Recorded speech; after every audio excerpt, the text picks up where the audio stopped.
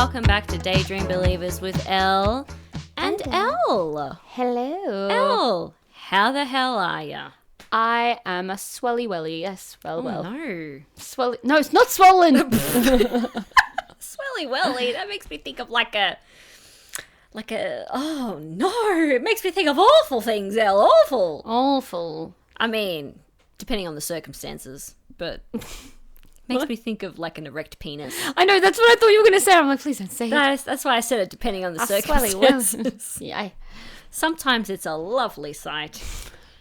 Isn't it? The way you said it made me laugh. A lovely sight. You never thought the word lovely and erect penis would go hand in hand. Well, Beauty. Beauty. Mm-hmm. Yeah, beauty is pain. That's what they say. Anyway, Elle, how are you? I am pretty good. That's pretty good. good. Yeah. That's good. What about you? What's been happening? What's been not there? Oh, yes. Yeah, You know what, Elle? I'm good. I'm glad. I'm good. You know what?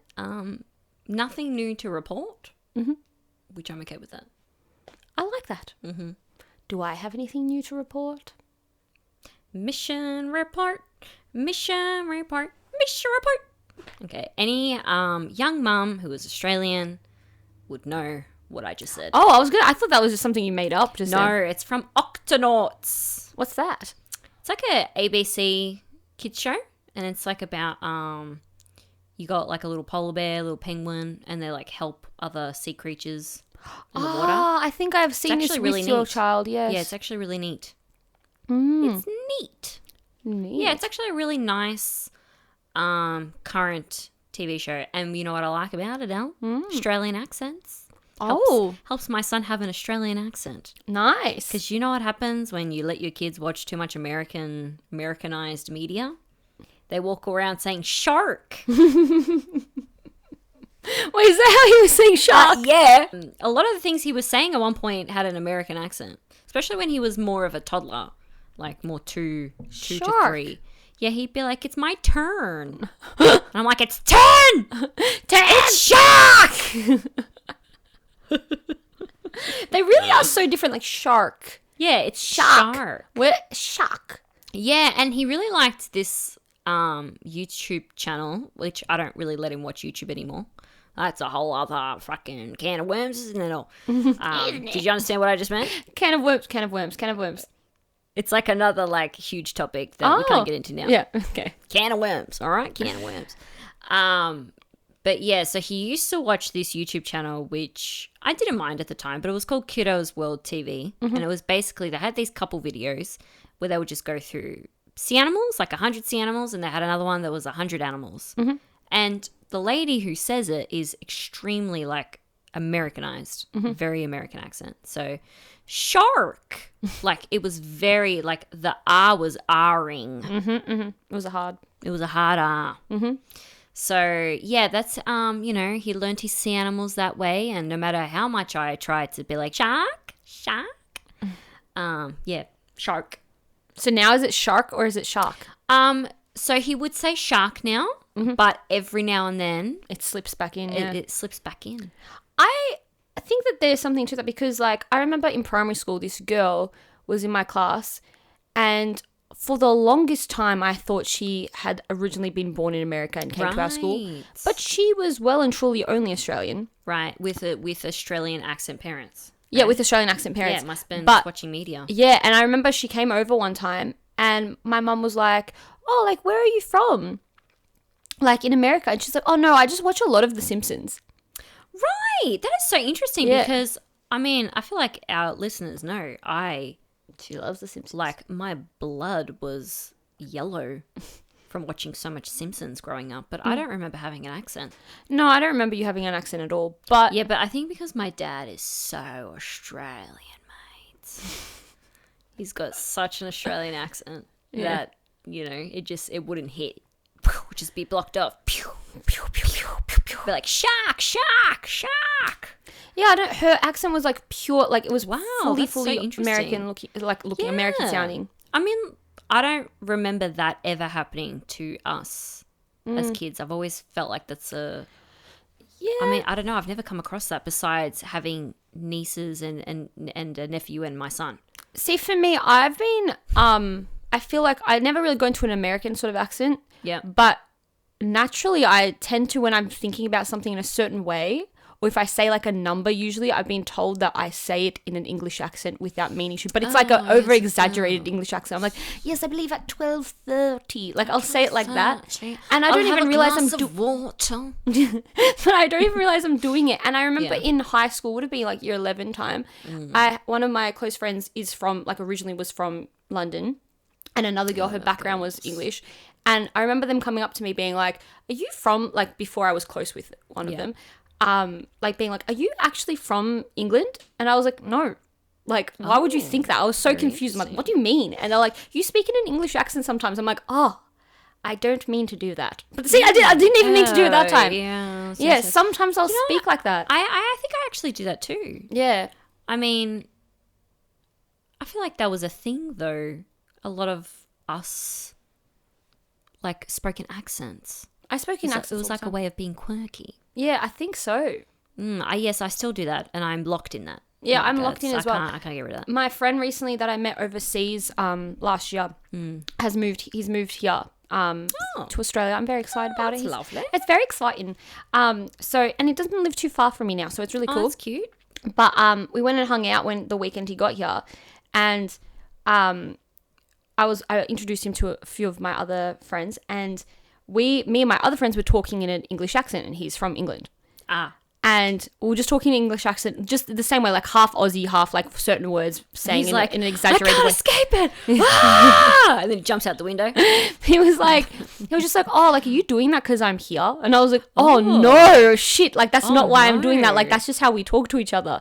And he was like, I'm like, is that offensive? He was like, no. Like I don't mind. Like, because he's someone that talks in accents all the time anyway. Like, he will fake Australian accents in front of me all the time. But like dingo ate my baby or something like that. Yeah, I don't even know if other people outside of Australia. Do other people outside of Australia know that? Isn't that like a common, like, shrimp on the barbie? Shrimp on the barbie is a bit different, I reckon. Even though we don't even say shrimp here. Yeah, so true. Yeah, we say prawns, love. Prawns. But it's budget love. It's budget. Yeah, budget love. Anyways, go on. But yeah, I remember, and I thought about it again, and I'm like, oh my God, how many times in my life are people going to point out that I speak in this way? Or just point out that I speak in that way? And I can't stop. And after someone told me I do it with numbers all the time, I actually can't. I don't even realize I'm doing it. How do I stop? Because I don't want to be offensive. Elle, you can't teach an old dog new tricks. All right? Yeah, that's it. You're set in stone, my friend. It's a couple of sayings for you to figure out later. Yes. Yes. You know, a funny thing about accents, I've told you this before and you just laughed straight in my face, but I'll say it again now. One time I was in America and we were in Disney World in Orlando. Mm-hmm. We were on the way to a Disney park, or maybe even Disney Springs, can't recall, not important to the story. We're on the bus and we were talking to a family there, me and my husband, and the guy's like, where are you guys from? And we go, we're from Australia.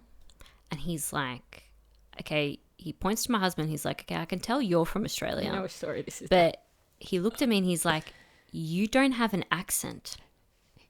And I'm like, I don't have an accent? And he's like, no, I can't tell where you're from at all. Like, he could not pinpoint. I did not sound American. Apparently, I didn't sound Australian. Like, I sounded like nothing. I just spoke. And I've never had the same feedback since. I've noticed. But it has sat with me, Elle. And I'm like, I belong to no one. I'm a free woman. A free elf. I'm a free elf. Mm-hmm. Yes, I do remember when you first told me that, and I did in fact laugh in your face. You did in fact laugh in my face, especially because of the way I say fart. Yeah, and literally our most popular social media post is literally popular because people were talking about your accent. People were talking about my accent. Because I can't say home properly, apparently. Home. According to you Americans. Home. Everyone is home. You're 10 years old and everyone is home. That will never be out of my head. You know, I hear myself say that and I feel like I'm hearing like a meme. But it's me. It's coming out of me. It's actually quite scary. Yeah. When you've had something go viral. I don't know.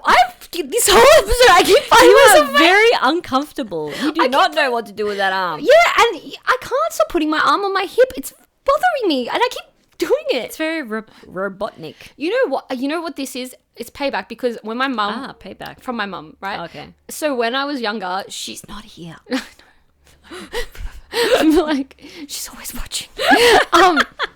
But when she used to be in charge of like art club at school, and when she used to like talk to all the kids, we had like an art club after school hours. Right.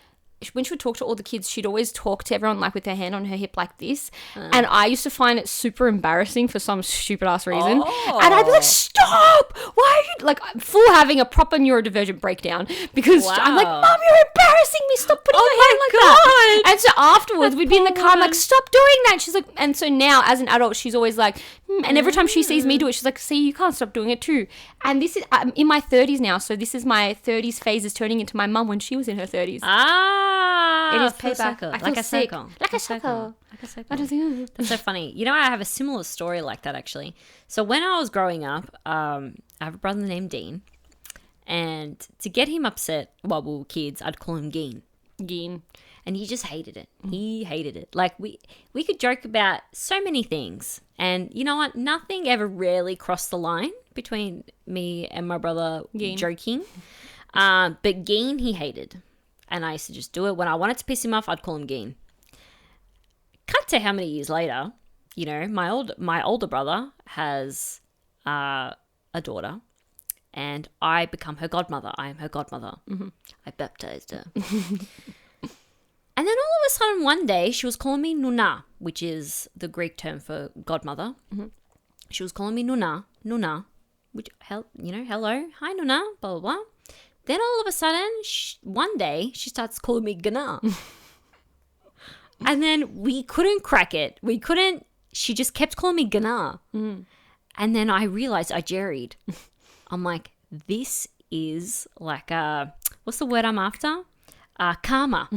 This is karma for calling Dean Geen all those times. Now I'm Gana. And it has stuck. I'm Gana. Yeah, she does call you Gana. Yeah. Wait, did Dean tell her to call you that? No. That's what I'm saying. It's karma. Oh, it's just natural. It's karma. Just natural. Like, I used to call Dean Geen for the sake of calling him Geen. And now, instead of being called Nuna, I get called Gana. But Gana sounds cool. But I actually love it. Yeah. But even with my husband, she calls him Gana.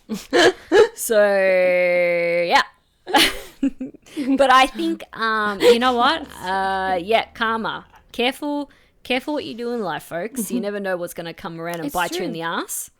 It's true. And calling Dean Geen all those years has definitely come and bit me on my little bum. It's true, man. You don't know what, like even me with the hand on the hip, it's like, obviously my mum just had to naturally do that. And now I'm learning the lesson. Yep, that's you. And now you're embarrassing everyone. I'm embarrassing myself. I literally saw myself and I'm like, who am I? Oh my God, I saw it and I'm like, Jesus, like we're recording. Just fucking stop. Embarrassing me. I feel old. Dude, there's so many things I've been doing lately that are making that's making me feel like things I make fun of my mum for. Yeah, dated. You feel dated. I keep clicking like a lot. Soon you're gonna be wagging your finger. Yeah, man. And then you'll start saying like, we used to wear onions on our belts. You're going to be saying stuff like that. What the fuck does that mean? No, it's just from the Simpsons. Okay. Okay. What I'm saying is you're going to be like Grandpa. Fair. With his stories about 1966. Yes. Yeah. I am going to be like that because I already talk about nostalgic things. That's stuff true. all the time. But look, give yourself some credit. You may start clicking your fingers and maybe one day you'll be waggling your finger, but you still have very much childlike energy. Yes. And no matter what happens in this life, Elle, be comforted by the fact that even though you are 4 months older than me, I feel like I'm 10 years older than you. And it feels that way for me too, Elle. It does. Great. Damn it. What are we doing this episode again? Well, funny that you ask. We actually have an interview. Ooh. With a fabulous artist named Seb Szabo. I love the name Seb Szabo. I know. He you know what? he was lovely and he was really great to talk to. And I loved the meaning of his songs, and I feel like I just liked everything he had to say. Me too. I really, really enjoyed him, and I felt like his presence just oozed artist to me. Like I Yeah, really, for sure. there's definitely something about him that, like I just even from when because we met him or we heard him sing live when Yes. if you remember our episode with Matilda Ann. Yes. Matilda Ann. If you remember our episode Oh yeah, that's with, where the English accent just came out. Yeah. Matilda. Yes, Matilda. But if you remember our episode with her, Yes. she was great. Yeah, she's someone we went and watched her album release, and Yes. he sung a little song with her, and I remember that, and I remember thinking to myself, well, like this guy, like I can really see like this going somewhere for him. Yeah, for sure. And yeah, I'm really excited to see where his career ends up going. He's me brought out too. some new music recently, which is Yes. something you guys should all get around and get Yes, into make sure listening. to look at his Spotify, look at his socials. He is awesome. Yeah, and just an all-round lovely, lovely person. Yes, very lovely. Very lovely. Yes, indeed. Yes. All right, before we talk to Seb, we must ask you a few things. Now, if you could please follow us on all podcast platforms. You know the ones that you like. I don't have to name them here. Waste my breath. Yes, and socials as well. That would be lovely. Yes, and if you like what you're listening to, please rate us a 5 out of 5. Please. Please. Please. We beg of you. Okay. Please. All right, we'll be right back with Seb. Yeah, I was born 96, and I don't really know which one I fit into because I don't really Are feel you like a zillennial? Is there a name for it? Yeah, Apparently zillennial. Zillennial. That's what I've been referring to myself as, a zillennial. Zillennial. I'm gonna take that and run with it because I don't feel like I really don't feel like a millennial, but I feel like Gen Zs who I would say like, yeah, I'm Gen Z. They can be like, okay, Dad. Yeah. Okay. So Yeah, they pick you out. yeah. They can pick you They out. from the really are. crowd. They can be quite cruel. I know. those youngins. Back in our day, things were different. Yeah, Blue's Clues was the shit, The man. shit. Exactly. It is the guys shit. don't And it even still know. is the shit. It still is the shit. I watch it nearly every day. Because of your son. Yeah, no. maybe. But no, I still watch it every day because my son loves it. Steve. He was the best. His voice is calming. Yeah. You know, we talk about those TikToks that he makes Oh, yeah. Have you seen them? where... Have you seen his I think TikTok? I may have seen like one or two a couple of years Yeah. ago. Yeah, and Yeah. he comes in and he's like, hey, it's been a while. How are you? And then he just stares at the screen And it's just like, for like a minute and he's like, And people, if you look at the comments, like they pour their heart out to him. yeah, it's really beautiful, actually. Yeah. It's like all of the people in our generation are just like, just so Steve, like I he's- made it, man. I made it. Or Yeah. the opposite. So, Seb, please tell us, what made you want to become a musician? Age-old question. The promise of fame and fortune, of course, I think is Yes. the only correct answer. Because I feel like anybody knows that anybody gets into music is immediately assured of success. Yes. And there's no way that you can't get rich from it. It's really like I've tried so hard to not rake it in. And to not get rich. Yeah. I don't know. I think it's just I have the most fun doing it of anything that I've tried to do, or like Right. it's the thing I most enjoy, and I think it's probably the thing I'm like kind of naturally best at. yeah. It's a nice combination, I think, like and it also like sort of allows me to maybe embrace some of my flaws as a person, perhaps, or turn things that might otherwise be considered quote unquote weaknesses into strengths. For example, like I grew up with a lot of academics in my family. Like my mum and dad are both scientists and Oh, wow. Wow. both immunologists, and they were very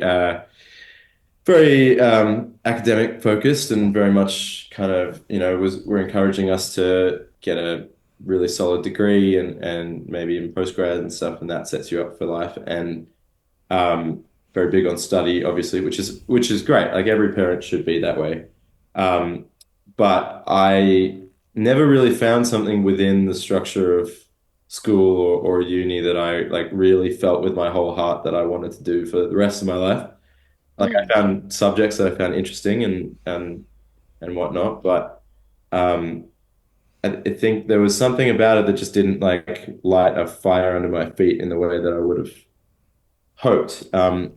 Whereas music, I always found myself coming back to music, whether like even studying for exams and stuff, I'd always like be procrastinating by like writing songs or whatever. And so in a way, I think I kind of grew up feeling like that compulsion to keep making music or keep writing music was a bit of a, not a weakness, but like, sort of I was not able to focus on school as much as I wanted to. Yeah. Because it didn't come quite as naturally to me. But then this music thing seemed to be the thing that like just felt freeing and felt right. And then also just like being able to express your feelings and emotions and say whatever you want. Things where like, at times where I feel like I'm struggling to express something to somebody in my life or express something to myself, even like solve kind of a unscramble my own code of emotion, like where I felt like I was like falling short somehow in that way. It was kind of like, oh, well, I can do that through music. Like it's an empowering thing to turn, an area of yourself where you feel like you might be, yeah, struggling in some way into something that makes you feel like you've not conquered it, but like what for lack of a better Yeah, word, like maybe like giving you closure. yeah, like you've kind of tied a bow around the feeling or the experience Yeah. and helped yourself understand it or helped somebody else understand you a bit better. Yeah. Um, and that's a really kind of intoxicating feeling where it's like, it's like therapy or whatever, where you talk something out, you tease something out to the point where uh, you feel like you've made some kind of breakthrough that you can move forward with in your life. Yeah, that's a really beautiful thing. Wow. think It, so it too. is. It's really Yeah. wonderful that you're so in tune with what the like experience of songwriting and song creating does for you.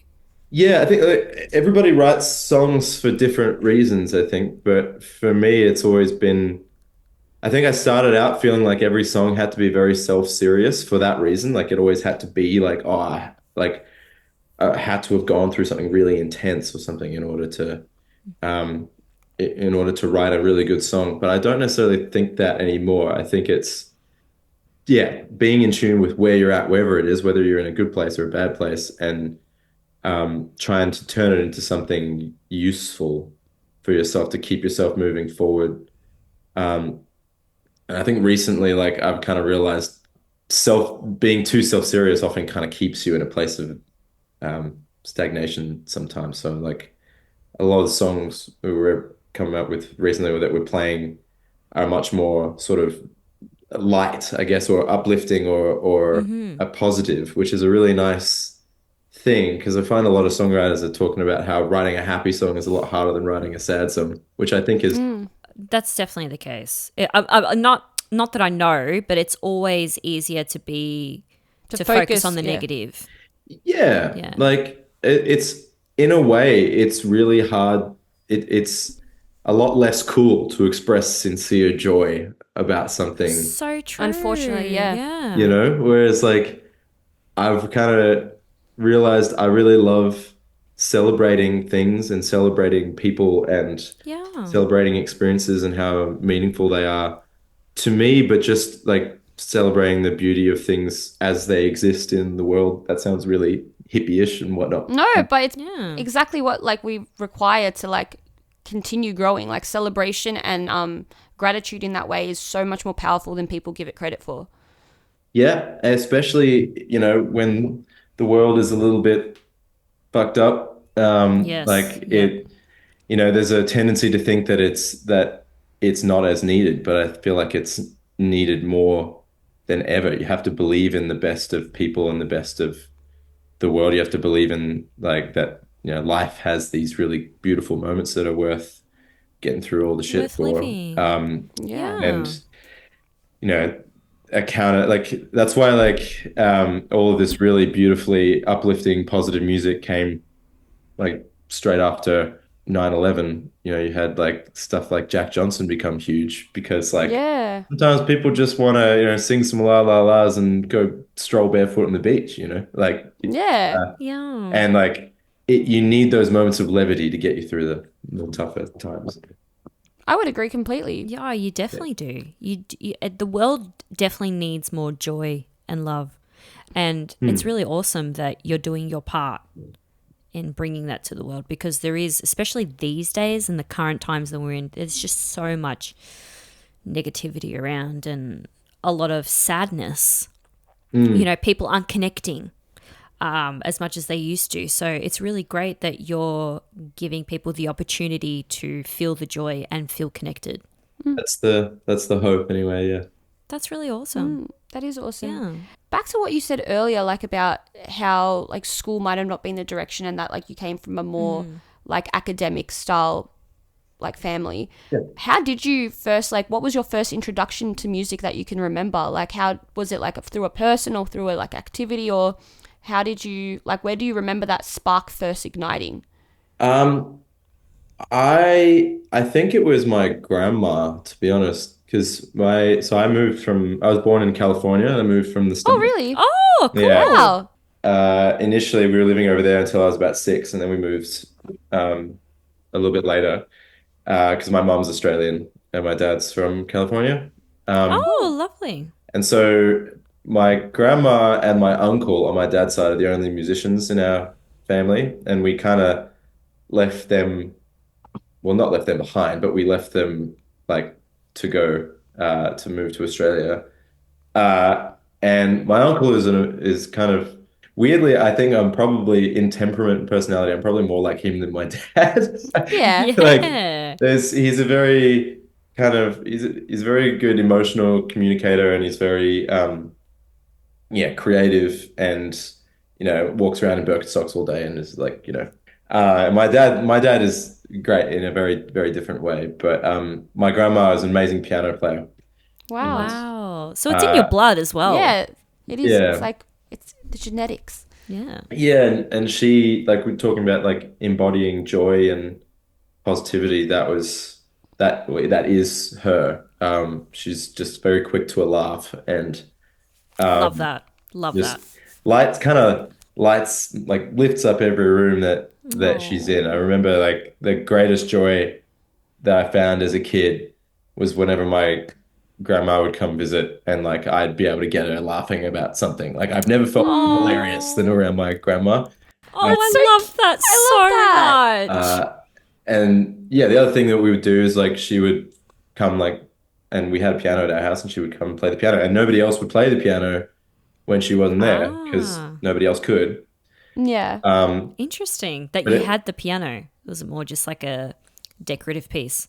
Yeah, I guess it was just a thing that was kind of nice to have around the house. And then I started like as I got older, I started teaching myself piano, and like it was always this great source of joy whenever she'd come visit, which wasn't that often. Yeah. But like showing her something new that I Mm, like learned, mainly like Coldplay songs. yeah. We And definitely see that inspiration in your music, Yeah, for sure. definitely. yeah, there's a lot of Coldplay influence, but yeah, like that's where the initial kind of joy. Maybe it was like some way of feeling a bit closer to the family that we'd left behind in the US, Yeah. and then from there, yeah, I think that was the first kind of bit of leaning towards music, and that kind of grew. Yeah, Oh, that's I beautiful. love it. It's special that you get to whenever you are performing or you are in that mood with your music, you can always kind of link it back to some, like, to a higher purpose for yourself with her, and like that part of your family. It's like, you know, that it's like I guess that's probably why you feel so connected to it, because it's truly creating a form of love within you, which is Hmm. quite beautiful. Yeah. Yeah, that is a lovely way of putting it. I hadn't really that, and like again, like just procrastinating from absolutely Yeah. everything that's an excuse to do Of not. course, yeah. Why But make it sappy? Yeah. that one doesn't sound quite as good as creating love within yourself. Yeah, Yeah, So I we'll just roll with that one. avoided stuff. Yeah, no, I think it's interesting you said you're more similar to your uncle than your dad in some ways, because I feel I have this theory that people are a little bit more similar to like their aunt or their uncle than they are to, or like they sometimes look more like their aunt or their uncle than they do their own parents sometimes. Like I feel like I look a little bit more like my auntie, and I feel like my temperament was much more similar to my auntie growing up, like most of my life. And then I think the same with my sister and my uncle on my other side of the family. Yeah. And I would say the same with your With niece me. at the moment, and Oh, your, my like in niece. terms of the way she looks identical to Yeah, you. she looks like me. Yeah. Yeah, I get what you're saying. You- There's weight in that Are you theory. guys are you close with extended family like that? Is like, do you think there's like you've been influenced in temperament by them a little bit, or you've taken after them in some way? Yeah, we're Yeah, Greek, so we're definitely. very close with our Yeah. external, like Yeah. like intimate, but also like further out family. Yeah, well, Elle and I, just to give you an example, we are second cousins. Yeah, so that's Oh, wow. our relation to each other. Yeah, Yeah. that's why we Okay. have the same. Yeah, That's why we have the same name. Same name? Yes. Yeah. same income. Yeah, Yes. So different superannuation. Yeah, I feel like most families usually go. You guys angling for that sponsorship. I love that. Yeah, every episode we're just like this. Just at the end. How are you? I think that's impressive. Most family members usually have the same last name, but the same first name, that's not quite as common. So yeah. Well, the way it happened is that Elle's grandmother and my grandmother are sisters. But Elle's grandmother that I'm related to is share the same She has Greek the same name. name, like the Greek name as me, so I was Yeah. named after her. Yeah, but and her grandmother my on grandmother her other on my side. other side Right. also has the same Greek name. So that's how it just Coincidence, yeah. happened. yeah, wow. It was a coincidence. Quinkadink. But no, I definitely think that you're highly influenced by the people that were first in your life at that. I think sure. up until the age of like 7, I'd say. Yeah. And so I feel like, as ridiculous as it sounds, like even when it comes to how you date or what you look for in a person, like I've noticed I look for things that are very similar to like an aunt or uncle that took care of me most when I was like in that age bracket. Like I noticed that in who the qualities of someone that I'm attracted to are usually the qualities I admire in those people closest You to know me. what, Elle? That actually holds a lot Yeah. of weight. Yeah. Yeah, because my auntie, like my dad's sister, used to make me laugh like a hyena. I used to laugh that hard with her. And when I was looking for a partner, I always looked for someone that made me laugh like a hyena. Yeah, because it's like a core part of Yeah. you, like a core Yeah, thing that there's some makes you weight on feel that, joy. I like it. And that hyena laugh, there's nothing quite like it. Yeah, No, especially her it's- one. Yes, that's true. I'm hearing like little hints of it so far. Yeah, I'm gonna- that's me trying to hold it in. Oh, Thank God my mic isn't working for you. no. Wait, let the hyena loose, man. Let's go. Yeah. Let's hear it. She's a cruel beast. She's a mean, Cruel. she's a mean bitch. So, Oh, good. Seb, speaking of your music, we know you have new releases coming out soon. But at this time, the release song that we had been listening to Yes. is Perfect Symmetry. Yes. Tell us about it. Because honestly, It's so good. it's so good. Like, honestly, It's so amazing. like it needs more listens. Everyone needs to jump on and listen I to it because know. it instantly is likable. Yeah. And instantly can become an earworm, but also just like not in a earworm way, like how Taylor Swift songs are an earworm that I'm not the fondest of Yeah, having in that my you're not ears. fond of. More in the way of like but more in the way of like Whoa, yeah, but like the Commercial, go to earworm commercial, quick. cut.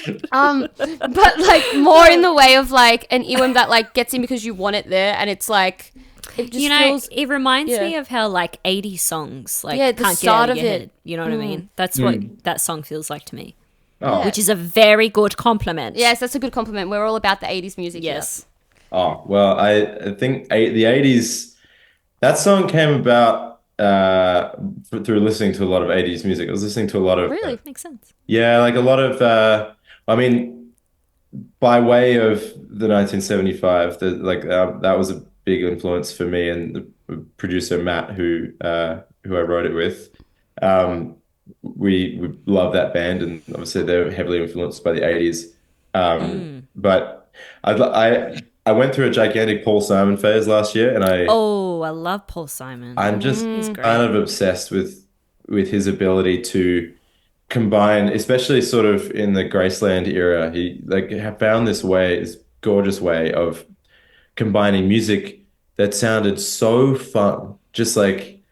Just you could just feel like a group of like 12 musicians in a room just all sitting there and like, Just vibing, yeah. yeah, and the music was so intoxicatingly joyful, but then like he still managed to weave a story through the song. Mm. And still like every verse told like this little narrative kind of journey that you went on For with him. sure. I mean, you've got Um, like 50 ways to leave your lover. You can call me oh, Al. They Yeah. all kind of tell a story, don't they? Yeah. Yeah. so Beautiful. he's so good. And just Yeah. melodically as well. It's really amazing. And then like so yeah, Perfect Symmetry kind of came about through that. I was in London with Matt and we kind of sat down. We're just like, I just want to write a party song. Let's just write a song. Mm. It's just like fun to play, fun to sing, hopefully fun to listen to. Um, and it was the first session I did in London, and like being in London, especially, felt like kind of a chance to just like set down a lot of the weight that I think, or baggage or whatever that I'd kind of been carrying around for about a year since I had a breakup and all this stuff. And so like Mm. being in a new city, a new place kind of allowed me to set all that down and feel a bit lighter. And um, Yeah. so I think Party Tune kind of came.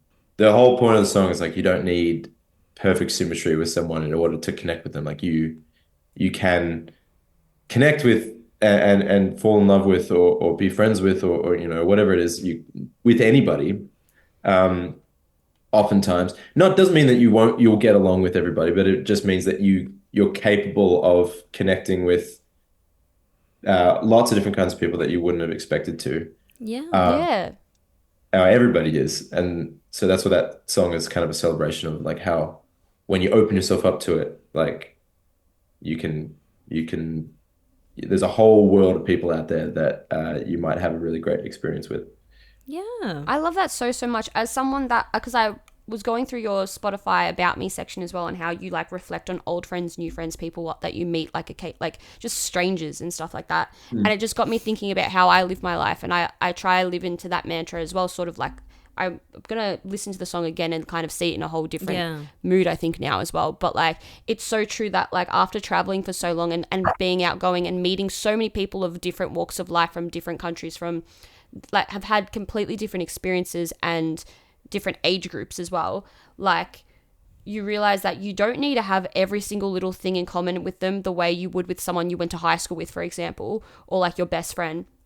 And even with your best friend you don't need that, but you realize that like sometimes I'm like, I've met someone on this past trip I was on where me and her were talking, and at first I was like, I have nothing in common with you, but then you connect on one small thing, and obviously it wasn't perfect symmetry, but that one small thing was like, no, we are so much more connected in such a, because I was still open-minded enough to continue conversation, and so was she, to have just such a beautiful conversation. And she's someone that I'm so glad I got to have met in my lifetime, just because I accepted the fact that it wasn't perfect symmetry in a conversation with someone. Yeah, but isn't that the beauty of like human relationships? Yeah. Like to learn different things about other people. Like, how boring would it be if everyone around you just thought the same? Exactly. Like, there'd be no debates. There'd be no, oh, but I like this, and but I like this. Like, oh, I don't like that, but I do. There's none of that. Like, Yeah, what kind of that's life would that be? that's kind of what's so beautiful about being human, and the way For that society sure. is structured these days, we fall into these kind of echo chambers of like-minded thinking, which is, great in a lot of ways. It means that you might be accepted for having certain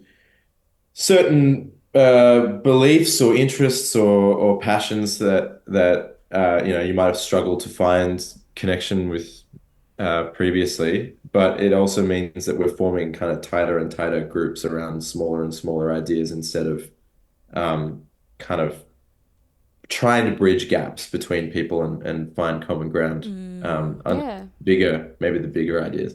And so it's nice. Yeah, I feel like travel kind of opens us up to that. It frees us of all of the usual ways in which you might evaluate whether you're going to get along with somebody, and you take more chances on people. You do, yeah. Yeah. And like I don't know how you felt like coming back from travel. I very much was like, okay, I really want to try and like keep that mindset. Yeah. And honestly, it's really hard. I feel like I fell back into kind of, familiar modes of thinking and Oh, it's it's so funny hard not to. Yeah, it's so funny you say that because I literally had this conversation with one of my the friend that originally accompanied me on this trip. She left like halfway through and I was on my own like the second half of the trips because she had to go back to work. But I was talking to her last night and I was just saying almost word for word the exact same thing. Like I wanted to come home and I was so excited to come home to continue that same way of being open-minded to conversations and meeting more people. And I do that every time I go on a trip. I come back home wanting that to continue. yeah. And I don't know if it's Melbourne in particular or if it's just like old habits settling in, but I find it so difficult to live that way here. Yeah. It's like it kind of gets me down. Like I'm not gonna lie, it's really like it's only been a couple months since I've been back home, but I've felt so like I'm constantly feeling like I'm in the wrong space just because I can't I don't have another person reciprocating that open-mindedness when I am in those situations. I don't know if you're feeling this or if it's just like habitual that I'm just falling back into like a robotic I don't kind know. of pattern. I feel like that's just our culture here. Like not much culture. Like Yeah. it's very much a grind. Just a grind. Yeah. I feel like I mean- that's how life is here. The other song I did want to talk to you about was Leaning on You because the first time we were both listening to it, we were reading through the lyrics. And the lyric, I can't remember the exact lyric, but it was something along the lines of like I need to spend time with myself, but like me and him aren't getting along very well at the moment. And that line, loved it so much because it's such a, unless when you're just listening to it, you wouldn't focus on it as much. But when you're like reading the lyric at the same time, you're like, oh, this is actually like you figure out what the song is actually about. And you're like, okay, this is like an internal struggle of sorts, but also like so much more. Please talk about the writing behind that song. Like where did the inspiration for that all come? Well, firstly, thank you for asking about that. You were the first person to ask about the lyrics of that song because I feel like Really? most people, the takeaway from that is funky bass line, which is like No way. which I love. I love like honestly, that's the beauty of music is you can come away with so many different things from sure. it. Yeah. Really, a lot of my favorite artists are experts at sneaking kind of deceptively sad lyrics into songs that don't sound that sad. Oh, I love that. Yeah, That's like my my type. favorite kind of song. And it's not really a sad song, but that's a song about how I think I went through a very anxious period of time in life like a few years ago, and was trying to describe the feeling of I certainly pride myself on this, I'm sure that a lot of, especially men, would probably feel the same way. Like you are often trying to pride yourself on like how well you can keep your emotions in check and how well you can like just the fact that you're emotionally resilient and you never Yeah. get down or you don't get bothered by things that easily. But if you have that as a cornerstone of your identity and then you start feeling anxious for whatever reason, which is a thing that's often beyond your control, you start to sort of see even feeling anxious as a thing to be anxious over, because you Yeah. start feeling like, oh, I'm losing, like if who I am is I'm not an anxious person, and then you start feeling anxious, you're kind of like, oh, I'm losing myself. I'm losing who I thought I was. Um, and so that was a weird kind of hole to fall in of like, well, I don't feel like this is who I am. And I just feel like my identity is starting to be a bit lost to me, which adds another layer on top of what you're already feeling, being able to express your emotions or being able to, cry at movies or whatever it is. Yeah. I was watching Marriage Story last night, man. I cried my eyes out. That thing That's is an intense movie. a heavy Hell yeah. hitter. I watched this interview with Andrew Garfield last night where he talks about how um the first step he feels like the first step for a lot of men in terms of being able to cry in public is crying at movies on planes. Yeah. Oh, Yeah, because you have nowhere to hide in that scenario. Yeah. You have nowhere to Yeah. hide, but also like everyone's kind of hiding. Everyone's like Yeah. nobody's paying attention to you, so you're Yeah. in a public place, You're but in your own bubble as well. Yeah, There. you are in your except Yeah. me, because I don't watch anything on the plane, so I just watch everyone else. oh, I actually people watch on planes. Yeah. I have a question for you guys. Okay, I'm gonna go first. I'm gonna ask what is the like silliest movie that you've cried at? Because I watched um Elf on a plane, Oh, and the Elf is sad. Yeah. scene where his dad like accepts him at the end, I was like, I lost it. But anytime Yeah. I go like, yeah, I cried when I watched Elf, I feel like that, depending on who you are and how understanding you are of people's emotions, that could sound a bit silly. But Y- I think it's all valid. Do you have any movies that you've cried at where Oh it's Oh, man, I hard to literally say cry in because everything, so it's so yeah. hard. Um, Yeah, it's hard to say because I cry so much. Like I watched this edit of like Anakin Skywalker the other day, and I was actually sobbing yeah. after. Like I was like, oh my god, Anakin. yeah. Like I was sobbing. Yeah, you and sent if it I to me. She sent it to me. She's like, try get through this try with dry eyes. without crying, but Honestly, though, like if I anything just strikes a chord with me, I will get emotional. every time I watch Revenge of the Sith, I'm always hoping Oh, it turns thank out you. That's differently. exactly what we're talking about. Yes. Yeah. We had a whole episode about that. But I can say that when I was in primary school, I remember telling someone that I cried during the Tigger movie.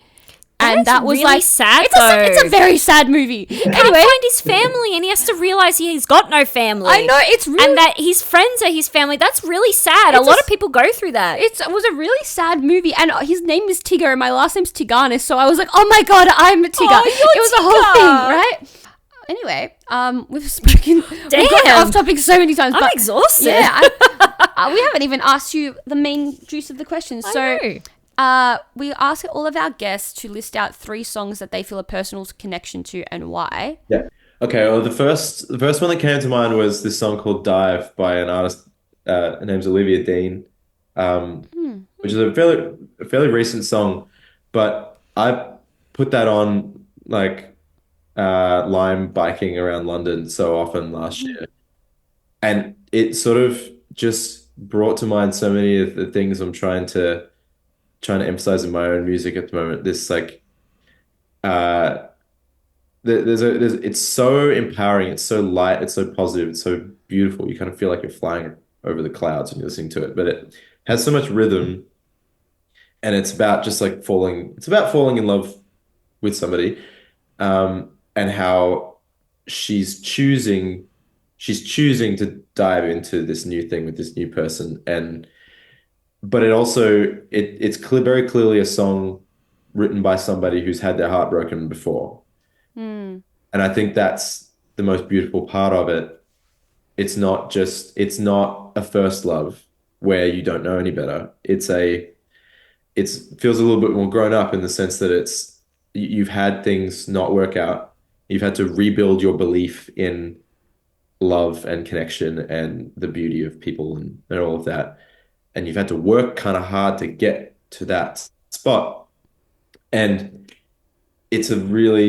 I think it's all the more beautiful when you fall in love the second time, because then it means that you're a bit battle hardened, you know. And it's much more of a choice. It's not like you've accidentally fallen into this Yeah. thing, the awareness of what you're getting into. You know what you're getting into and you choose it anyway. And So I feel like that's so true what you said about the second love. I think that it is a conscious choice to like fall into that, and to like you said, it is really much a choice to like allow yourself to be open to those experiences, because you know that it's not just only like the bliss of love, it's also comes with the everything else that a relationship is. And Yeah. yeah, that's beautiful. I'm gonna have to give that a listen. there's so many songs. I mean, it's like classics. Yeah, Graceland by Paul Simon.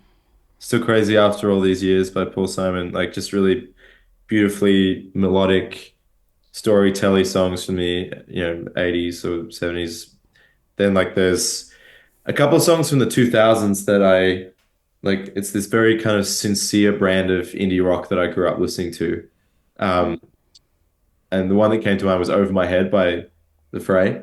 Oh, great Um, choice. Great choice. Love the Fray. it's just it's like a perfect power ballad. It's just like the chorus hits harder than almost anything I can think of. Just like, everyone like it's Everyone knows I'm in. Yeah. Yeah, that's Honestly, so it hits, good. I don't know what it is. Maybe the age we were when that song came out, but it like Possibly. hits. Even when I listen to it, it feels like it hits me in my stomach in Yeah. like a very impactful way. I feel like it was on a TV show back then, like a Neighbours or Home and Away as the background, Yeah. perhaps.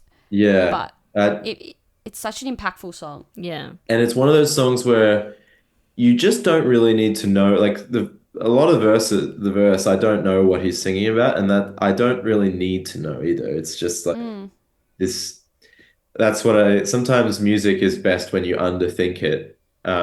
And it's very clearly just all heart, that song. And that's something I kind of try and Oh. emulate. Lovely. There are a couple other ones.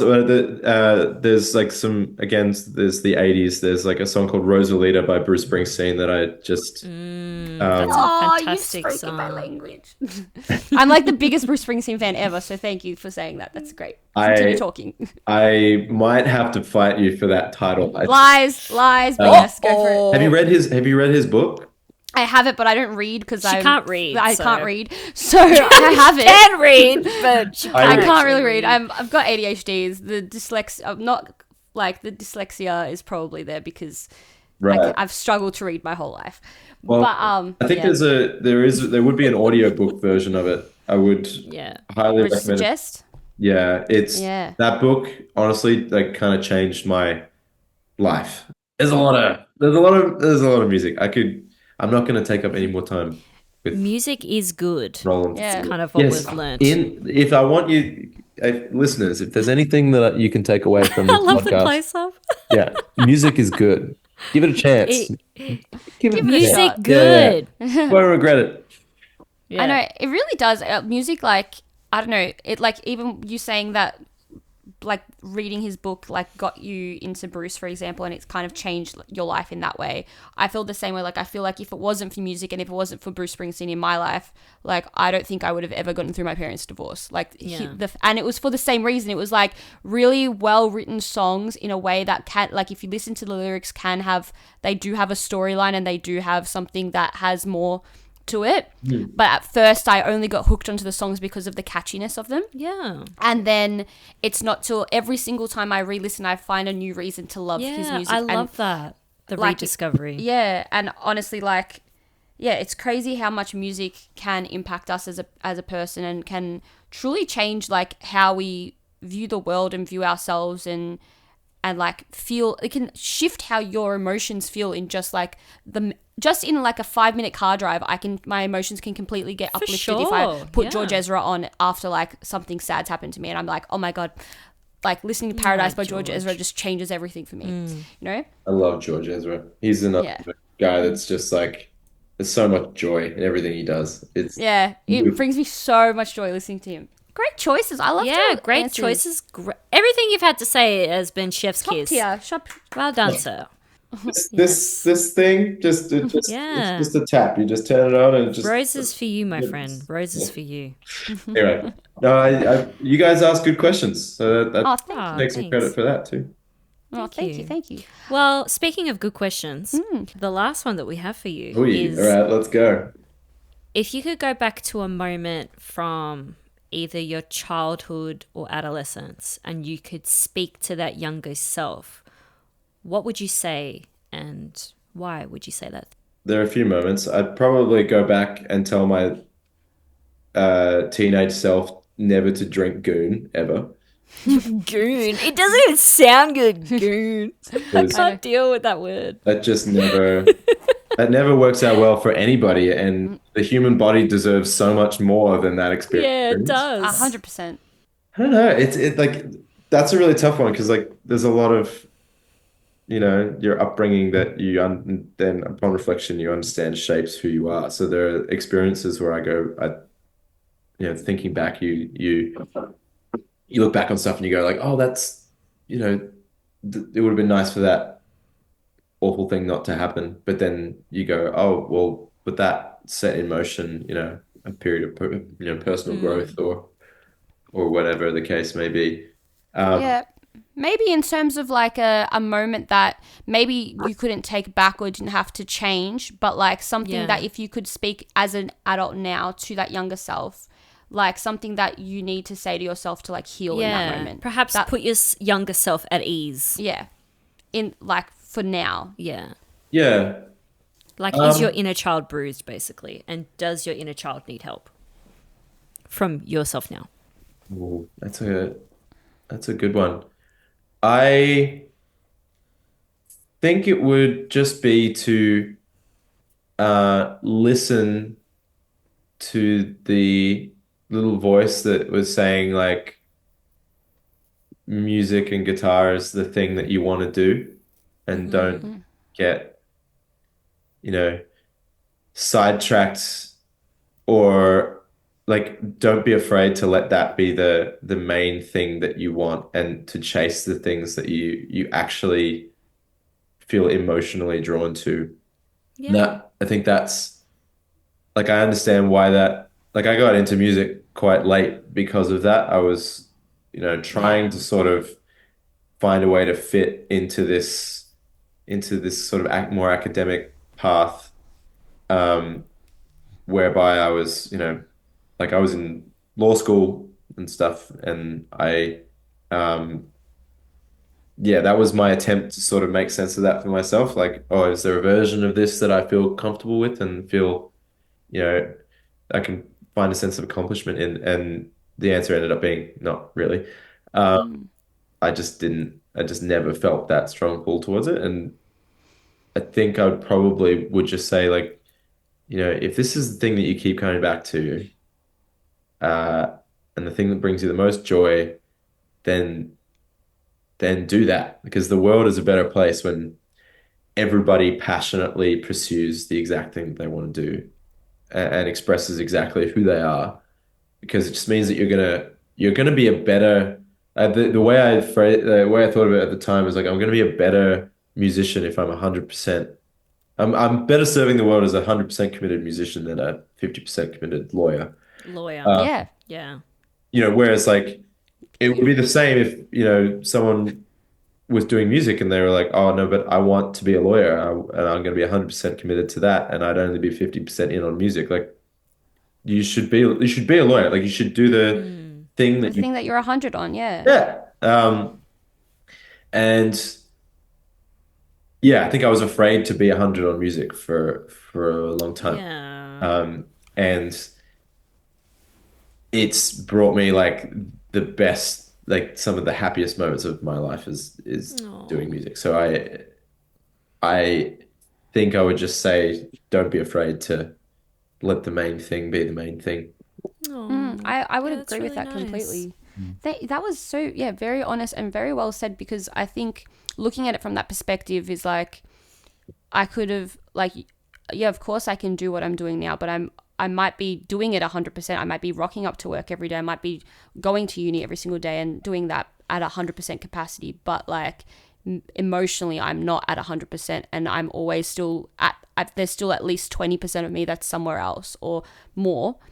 And I think a lot of people have that, and unfortunately, like a lot of people still choose to be at the thing that they're 50% emotionally drawn to because of things like security and safety in that way, and financial stability.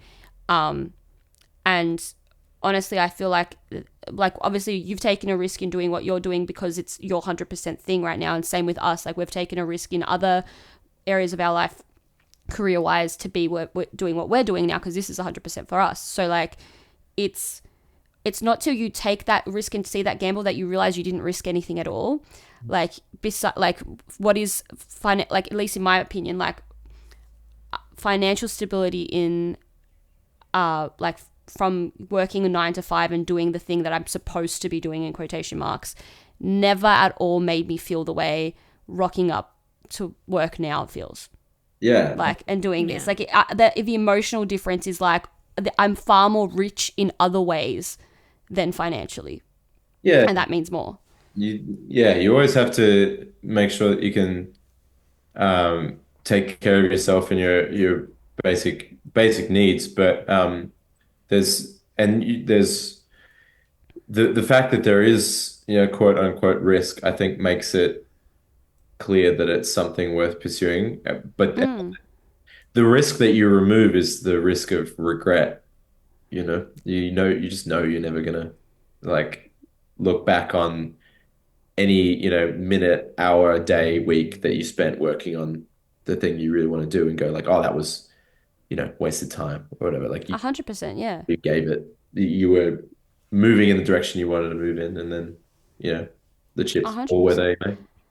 Which is crazy, right? Because if we didn't start this podcast and I didn't ever leave my 9 to 5 job and I just continued working corporate, like anytime I picture that alternative reality right now, I'm like, I'm picturing what she's dressed as and picturing how she looks and how she's feeling going to work. And I'm like, ugh, like I don't, who is she? Like, I don't know. I don't relate to her in any, like I do. I'm obviously her. But like, there's a part of me that's like, every single time I would choose the path I went on instead. And like, same with you. Can you picture yourself becoming a lawyer now? It like in that world, wearing a little suit, like going and still, because lawyers continuously have to study. I just say very tiny suit. Yeah, I always say little. I always say little in front of things I shouldn't. It's getting me in trouble a lot of times. Stop saying little. Oh my God. I keep saying little in between words that I shouldn't say it for, and people are like, "Why did you say little?" I'm like, "It's just it's a filler word. It's like a filler word for me." For you. Yeah. I know. I like my mum often says that she thinks I would have made a good lawyer because I like to argue with people and things a lot. So do I. But I maybe it's just like family squabbles, but. Like aside from that aspect that she's pointed out on a number of times, I think it's very hard to imagine. Yeah. Yeah. It's very difficult. And same, I imagine for you, it's like, it must be a nice like thing to have perspective on when you like, if there are ever challenging moments with this, like you're looking back on, where you were or the direction you were moving and going like, oh, well, at least the very least it's a challenge within the thing I want to do, and instead of a challenge where even a successful outcome doesn't bring me the same level of gratification, 100%. Yeah. 100%. Well, that's exciting for you guys too, like doing your thing. Yeah. It's pretty cool. It is fun, yeah. Yeah, it's been fun. It's been fun, yeah. To look for confirmation. It's fun, right? My only thing is that my only thing with the 100%, I'm like, because of my ADHD, I have like so many random hobbies that I'm like, everything is 100%, but there's like 5 things that are 100%. And I'm like, I need to do them all at once. So that's why I have. What are your hobbies? So obviously traveling is one of them, but in general, the traveling is just its own like lifestyle thing. But obviously music and this, but I do photography on the side of this. I want to so I do a lot of different types of photography. I want to there's just so many random things and I'm doing them all, but there's just still so much there's the one thing that I've always wanted to create that I haven't yet begun is not a fashion brand per se, but I just want to design things. Yeah, I just want to design stuff. So eventually one day I'll do that, but I know I have the rest of my life to fulfill that 100% one day. And I'm focusing on the other 100% to get me to that 100%. Yeah. Yeah. 100%. 100%. 100%. Yeah. No, that's exciting. Hobbies are great. Like you have to have hobbies are good. You gotta have hobbies. Outlet your own for the thing that you're trying to make your career is always going to have a lot of pressure and and stuff. So it's nice to have little things on the side of it that you can just escape into. Like I read a lot, that's my thing, but it's difficult. I also I have a couple of Lego things that I'll go into as well. Very cool. Another hobby. Lego's great. I freaking love Lego. And okay, Lego's true sick. or not true? Are we allowed to go into Legoland as adults without kids? What? Because someone told me the other know. day that we can't. Not in And I was like, Chadstone. but I thought, not in Chadstone. And I was Oh. thinking, because I've been to Chadstone, but I've only gone with my little sister. So that makes total interesting. sense. Yeah, I think it's a very clear example of discrimination, and Yeah, of course. I'm going to write a strongly worded email at Yes. some stage because, like, Yes, why age discrimination. why are we being aged out of Legoland? It should be enjoyed by all. You can hear us, This is where Lego. your inner lawyer comes. This is when the inner lawyer comes out. It's like, oh, Exactly, it's a fundamental there you right, go, a right to yes. Lego, at whatever age you are. exactly. Yeah. You have That to is go good. on specific adult nights, apparently. Get out of here. Why nights? What have we done? Yeah, what is it? Because we're strangers in the night. Yeah, they turn down the lights and they serve like actually that would be such a great idea. You serve like in like little like Lego martini glasses. You serve like Yeah, but then you're bumping into all the made Legos and then everything's destroyed. oh yeah, yeah, actually Yeah, good point. There point. goes... That's why they don't allow adults. oh Clear as day. way to kill that dream right out of the gates there. What the hell? Yes, that's my hobby, killing dreams. Killing Killing So, dreams. yes. Oh no. All right, Seb, we are not going to hold you Yeah, hostage we've held you for so any long. longer listening to us ramble about Bruce. No, that's okay. This has been a lovely chat. So no. No, it's been really lovely. Have you watched the new Bridget Jones movie? No, but I really want to. Me too. We should go watch it because I I'm would love very that. intrigued to watch it.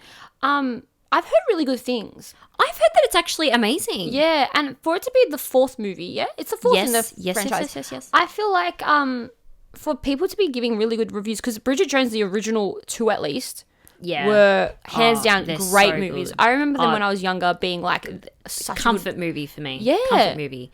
I put that on an airplane. Mm-hmm. So if I want to feel like nurtured in a way, like if it's a bit turbulency and I just want comfort, I'll put on Bridget Jones. I feel that. You know, I feel like something about the like Bridget Colin Firth, is that his name? Colin Firth, yeah. And Hugh Grant. And why I said Bridget, but Renee Zellweger, whatever her name is. I just feel like the three of them combined just give me such a like. They just work. It just works in such it's a... it feel- amazing chemistry. Yeah, amazing. And I feel like their characters are so true to them in some Yes. form. Like Like, I don't know if... obviously, Hugh Grant isn't like that. But, like, I just feel like they play them to a point where I believe that that's who they are. yeah, And it just feels so I cool. believe that. And every time I watch Renee speak in her American accent, that's her actual accent, it blows my mind. Yeah, it doesn't sit right with me. No, it sits No, no, no. uncomfortably. Like when I watch, I haven't watched a lot of Renee Zellweger in my life. Obviously, besides Bridget Jones, I've watched that a million times. But the only other Renee Zellweger movie that I've watched frequently enough is Me, Myself, and Irene oh, yeah, I love with that movie. Jim Carrey. Yeah. Amazing movie. But when I hear her talk in it, I'm like, Bridget, like, what are you doing? Why are you speaking like that? Is it her and Jerry Maguire? Yes. With Tom Cruise. Yes. Yeah. Yes. Because it's like, that's the one where it's quoted from Night of the Rocks where it's yeah, like, yeah. you had me at yeah, hello. shut up. Just shut Shut up. up. You had me Yeah, at hello. I think she speaks American accent Yeah. in that when I first Yeah, of watched it. I course. remember being in Phillip Island for a family holiday when I first watched that movie. But I remember sitting there at the TV and being like to my mum, she's American? Yeah. And she's like, yeah. And I'm like, oh my God, but that's Bridget Jones. Yeah, but wasn't she... Okay, I'm going to go on a limb here and say something crazy, but was she not nominated for being Bridget? Oh, definitely. Like for an Oscar, I mean? She should. Wait, for this year coming? No. Oh. For when she first played Bridget. Yeah, surely. Honestly, if she wasn't, I'd be really shocked because I believe that that's her. I see her and I see Bridget Jones. Let me see. Yep, she was nominated for Bridget Jones' Diary. Nice, and it's pretty Because rare she- for a rom com to be like that. Like a I felt like the last... Okay, I'm kind of going to go on a slight tangent now. But the last like nomination for Best Actress or Best Actor that was in not like a drama role was probably Melissa McCarthy for Bridesmaids, oh really? because she got nominated for that. Yeah. Because she's fucking hilarious in that. She's funny, yeah. But I feel like since then, it's like comedies just get pushed aside now. And like those performances don't get acknowledged as much. Yeah, they're not considered to be like. You know what I mean? Whereas back then, especially in the 90s, 2000s, roles that were just performed so excellent no matter the genre were, you could get nominated for that. Yeah, it didn't need to be like dramatic Yeah. or like... Exactly. You know, it's interesting you say that because I think of if someone had asked me up until the age of like 16, 17, who I thought were the best actors and actresses of all time, it was always comedians. Well, you know because what? that was the movie the genre I was watching. Yeah, that's the genre that you watched. I actually talk about this certain very small topic a lot with like my brother and my husband because we watch movies a lot and we discuss. Yeah, we are movie buffs. 3 Tickets to podcast reunite. Anyway, we speak about an actor's ability to make you cry versus make you laugh, and what we have come to the conclusion with our own personal opinions is that it is much harder as an actor to make the crowd laugh, I would agree. the audience laugh, than it is to make them cry about something. If you are an actor that can delve into the dramatic arts and also be hilarious, to me that is the epitome of amazing acting. You can do it all. Yeah. You can you're amazing. Like, stunning. People like Steve Carell, who are absolutely hilarious in The Office, Anchorman, name a million other of his movies, but he is so good at drama as well. Yeah. Like, it's people like that, to me, are like some of the best actors. I would agree. Adam Sandler. I know we are just Adam Sandler buffs, right? are. You could say that maybe we're biased. But the man, when he is in a dramatic role, he's been nearly Oscar nominated each time. Yeah. But just missed it. I get that too. I feel like I've noticed that actually recently. So I started watching Will and Grace again recently, and I noticed that like I genuinely laugh out loud when I watch it. Yeah.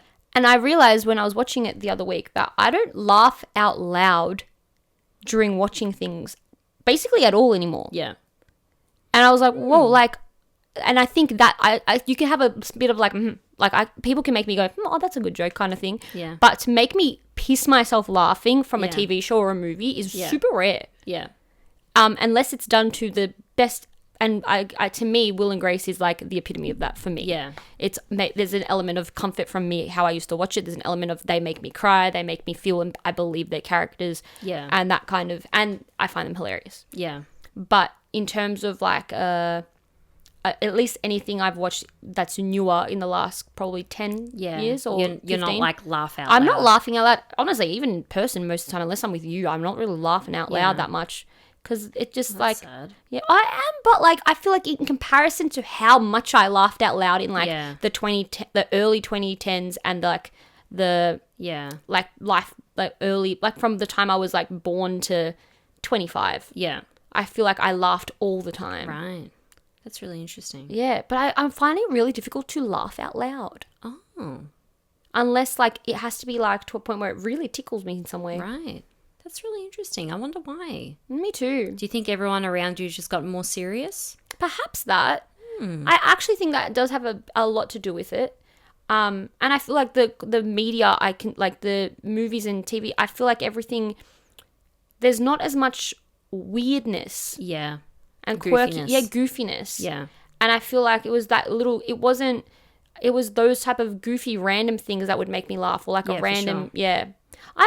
that's something I want to talk about in an episode one day. Like, what is your type of humor and what is my type of humor? Because I don't know what my actual type of humor is. I get confused by what actually does tickle that for me. Yep. I think that's definitely something we could delve into. We could look into different types of comedy and what we feel like tickles us. I wish you could laugh more. I want to laugh more too. I think I'm just like, I used to laugh all the time. I just don't know what. Like, I've just noticed it. It's definitely been something for the last like year or two I've noticed. Because I laugh so much with you, I noticed how much I don't laugh elsewhere. That's really interesting. Yeah, I'm not sure. I think there is like a goofy quality that I'm missing in both life and in media at the moment. Well, I think as people get older, more serious things happen in life. We go through a lot more, and it's how people deal with it. Some people deal with it by maybe going more quiet, taking things more seriously, you know, taking the trauma head on. Some people deal with it with humor. Yeah. And that's what I do. That's why I find that I need to laugh. Yeah. Like, whether that's a good response to things, I don't know. But I'm lucky, though, that the people that are in my very close circle make me laugh a lot. Yes, you have a very funny family as well. My family is so funny. My husband is extremely funny. I have a lot of family that is very, very funny to me. And when we're together, we laugh. Like, we are like hyenas. Like, it's awful sometimes. Like, I leave with a migraine because we're all like, ah! Like, and that's how we all laugh. And I laugh like that with my dad. Like, even if he calls me for 2 seconds, I'm like, ha, ha, ha, ha. Like, we're just... I'm very blessed. I'm very lucky to be Your auntie makes me around. laugh like that a lot. Yeah, like we have a thing where we see each other every Saturdays. Me and my auntie. So every Saturday I get that laugh with her. It's nice. You know, and I get that laugh every day with my husband, and having kids is actually very funny, by the way. Oh yeah, I can imagine, because Kids even are the little stories you tell me about little Mario make me Kids piss are myself. hilarious, Yeah. so that helps too. But yeah, I don't know. I think I'm surrounded by a lot of laughter and a lot of media that makes me laugh. You know what I mean? Yeah, I feel like my taste in things that are funny are like very like for me to get to that point of laughter are very specific, and I usually found most of the time when I was laughing it was with people. So like when I don't have people in that same context anymore, or people don't want to be as childish and stupid as I am most of the time, it kind of like leaves me in a place where I'm like, I just laugh by myself. Yeah. But yeah. No. Well, that was an interesting outro topic. Yeah, it really was. Took a turn. I will say one more thing. Fucking hell. Yeah. Took a turn. I will say one more thing. Nothing beats that laughter that absolutely kills you. Like, you cannot breathe. You're dying. There are times in my life, and it's happened a lot, that I have laughed so hard that I felt like I was going to die. Yeah, that pain in your chest, I've laughed so hard that I thought I was going to have a stroke because my head would hurt. And I remember when I was pregnant, I had to be very careful with laughing because I felt like I was going to give birth. Oh, yeah, shit. I never thought about that. Yeah. Because, you're releasing and, like, letting go. Yeah, so if my husband made me laugh, or if my, like... Because at the time I was living with my dad and my younger brother, and if he'd come in, and sometimes I would just look at my younger brother and I just laugh. Like, he has that kind of, like... He has that face. He has that energy where he literally oozes comedy. But anyway. Yeah. I'd be struggling. Like, I'd be holding my gut being like, I'm about to give birth from laughing. So, you know, I feel lucky that in my life I've had moments like that where I felt like I was dying. I like from that. laughing so hard. All right, well, I'll leave it at that. Have you ever felt like you're dying laughing? Let us know. Let us know. All right, thank you so much for listening. We really hope you enjoyed the episode. Please make sure to give Seb a follow. Please. And listen to his music. He's excellent. And don't forget to give us a follow, by the way. All right. Anyway, we will see you next week. Bye-bye. Bye-bye. Bye-bye. Bye-bye. Bye-bye. Bye-bye.